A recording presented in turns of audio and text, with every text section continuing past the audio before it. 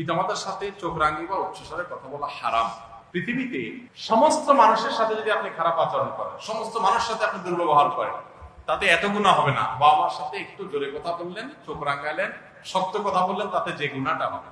ভাইরা আমার, মানুষ হিসাবে মাঝে মধ্যে আমাদের অনেকেরই মাথা রক্ত উঠে যায়, গরম হয়ে যায়, বাবা মার সাথে হয়তো কোনো কারণে রাগ করে ফেলে।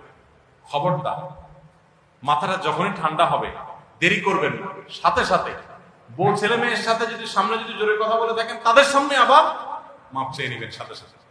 কারণ কিয়ামতের ময়দানে কিন্তু বাপ ছেলেকে ছাড়বে না। এই যে বেয়াদবি করেছেন, এই যে হক নষ্ট করেছেন, কিয়ামতের ময়দানে পাই পাই করে হিসাব দিতে হবে এবং জাহান্নামে টিকে নিক্ষিপ্ত করতে হবে। কোনো আমলে কুলাবে না বাবা মার সাথে বেয়াদবি করবে। বেয়াদবি হয়ে থাকলে সাথে সাথে মাপ চাই। আর যারা বাবা মাকে হারাই ফেলছেন, মাপ চাইতে পারেন নাই, তাদের এখন করণীয় কি? নবী করিম সাল্লাল্লাহু আলাইহি ওয়াসাল্লাম তাদের জন্য বলেছেন, তারা তো বাবা মার জন্য এখন মাগফিরাতের দোয়া করবেন, চোখের